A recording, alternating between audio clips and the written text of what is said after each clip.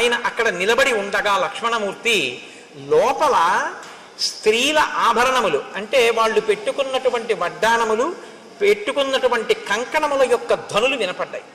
ఆయన స్త్రీలు రాజుతో సంతోషంగా ఏకాంతంగా తిరుగుతూ ఉండగా నేను ఇక్కడ దగ్గరగా తిరగకూడదు అని సిగ్గు చెందినవాడై పక్కకి వెళ్ళాడు. అది ఆయన చారిత్రం, ఆయన నడవడటువంటిది. కానీ వెంటనే జ్ఞాపకానికి వచ్చింది, మా అన్నయ్య అంత బాధపడుతున్నాడు, ఈ సుగ్రీవుడు ఇక్కడ ఇలా సుఖిస్తున్నాడు. ఆయనకి బాధ కలిగి వెంటనే పిడుగు పడితే ఎటువంటి ధనుస్తుందో, మేఘం ఒక్కసారి గర్జిస్తే ఎటువంటి ధనుస్తుందో అలా టంకారం చేశాడు. చేసేటప్పటికి లోపల ఉన్నటువంటి సుగ్రీవుడు అదిరిపోయాడు. అదిరిపోయి ఆసనం మీద ఉన్నవాడు ఉన్నట్టుగా ఒక్కసారి లేచి నిలబడ్డాడు. నిలబడి తారని పిలిచి అన్నాడు, తారా, ఇంత ఆగ్రహంతో ఉన్నటువంటి లక్ష్మణుడికి నేను ఎదురుపడి మాట్లాడడం కష్టం.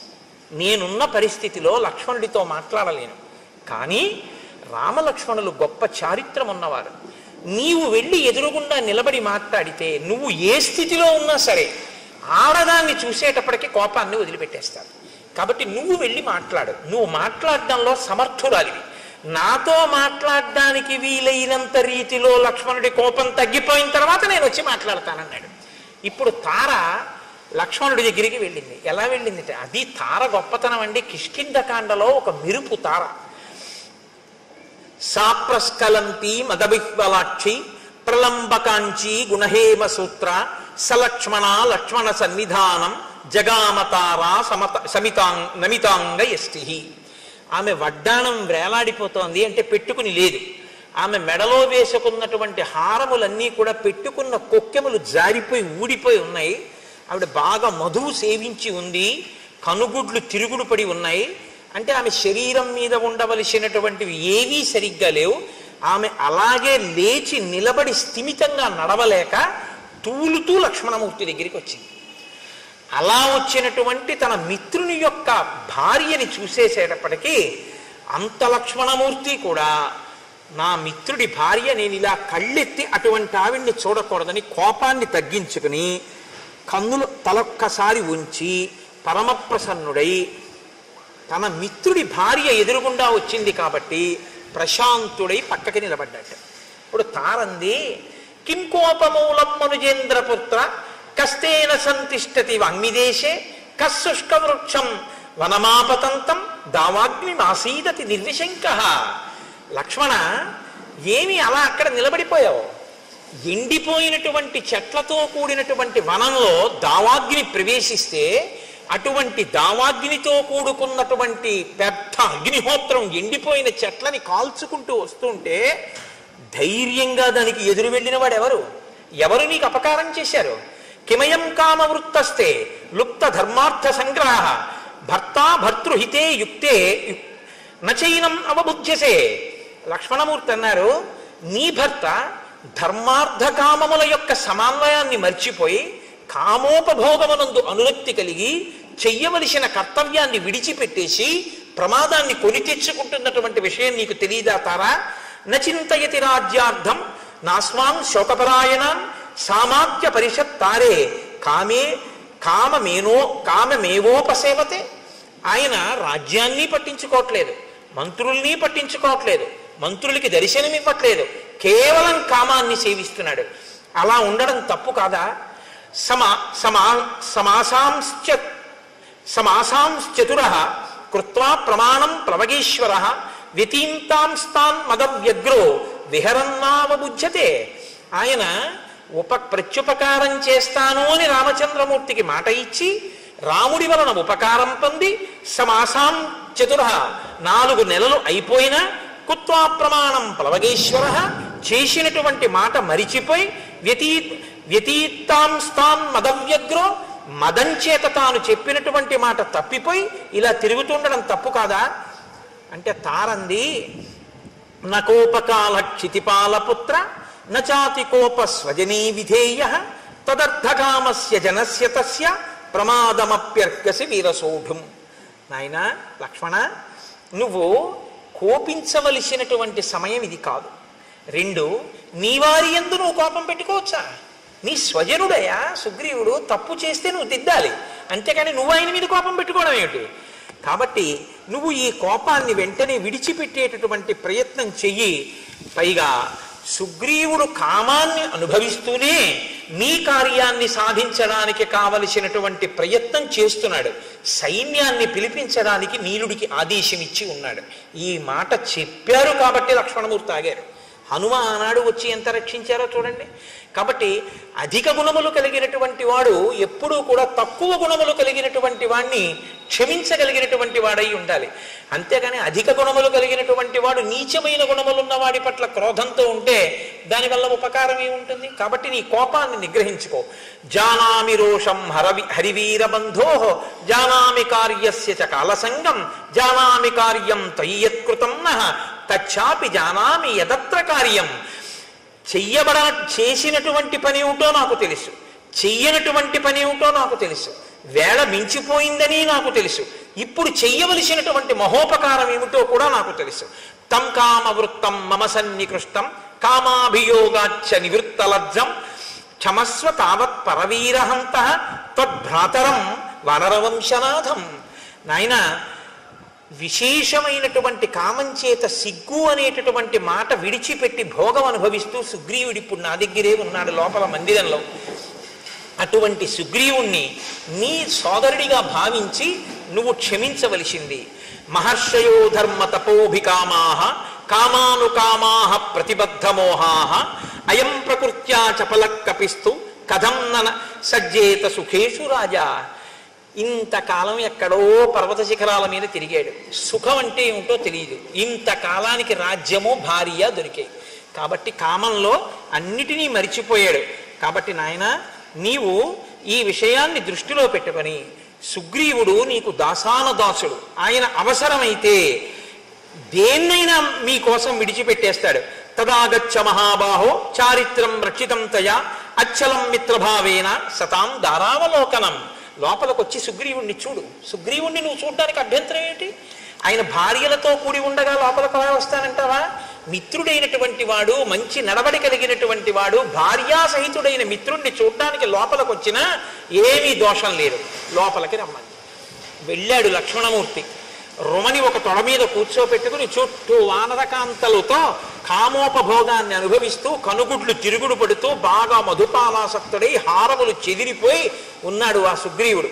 లక్ష్మణమూర్తిని చూడగానే ఒక్కసారి ఎగిరి ఆ పైనుంచి కిందకి దూకాడు. ఆసనం మించి నిలబడ్డాడు. నిలబడితే లక్ష్మణమూర్తి అంటారు, లక్ష్మణమూర్తి యొక్క ఆగ్రహం ఎలా ఉందో వాతావరణం కూడా అలాగే ఉంది. కాబట్టి యస్తు రాజాస్థితో ధర్మే మిత్రాణం ఉపకారిణం విద్యా ప్రతిజ్ఞాం కురితే కో నృశంసతర స్తత. మిత్రుడికి ఉపకారం చేస్తాను అని చెప్పి ఆ మాట మరిచిపోయినటువంటి వాణ్ణి క్రూరుడు అని పిలుస్తారు. శతం అశ్వానృతే హంతి సహస్రం తు గవానృతే ఆత్మానం స్వజనం హంతి పురుషానృతే. ఒక గోవునిస్తానని ఇవ్వని వాడు ఒక గుర్రాన్ని ఇస్తానని ఇవ్వకపోతే 100 గుర్రాల్ని చంపేసినట్టు, ఒక గోవునిస్తానని ఇవ్వకపోతే 1000 గోవుల్ని చంపినట్టు. మనుష్యుడికి ఒక ఉపకారం చేస్తానని చెయ్యకపోతే వాడు తన బంధువుల్ని చంపి తనని తాను చంపుకున్నట్టు. కాబట్టి మాట ఇచ్చి తప్పిన వాడికి ఎప్పుడూ ప్రాయశ్చిత్తం లేదు. బ్రహ్మగారు చెప్పారు ఒకనాడు, సుగ్రీవ బ్రహ్మగ్నే చ సురాపే చ చోరే భగ్నవ్రతే తథా నిష్కృతార్ విహితాసిద్భిః కృతజ్ఞే నాస్తి నిష్కృతి.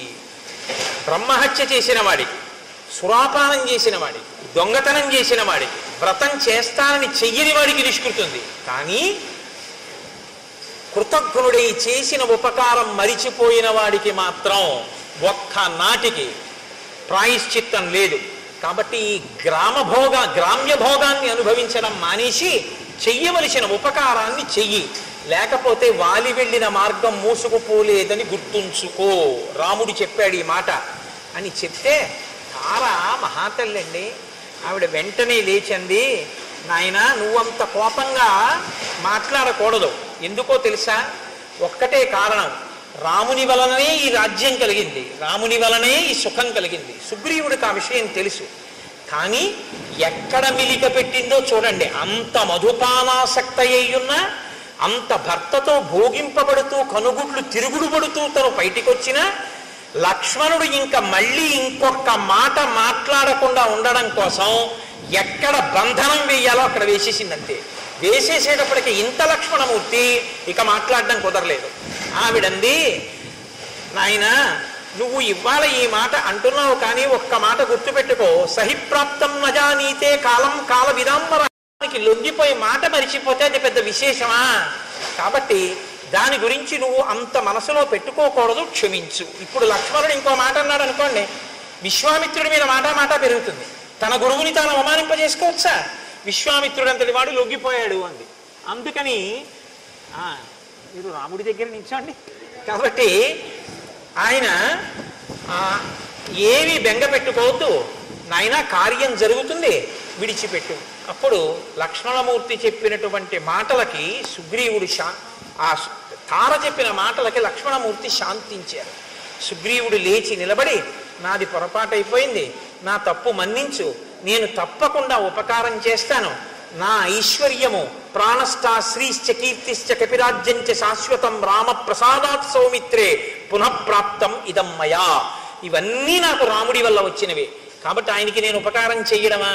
ఆయన వెనక వస్తే చాలు, కార్యాలన్నీ నడిచిపోతాయి. ఆయనే ఈ 3 లోకములను శాసించగలడు.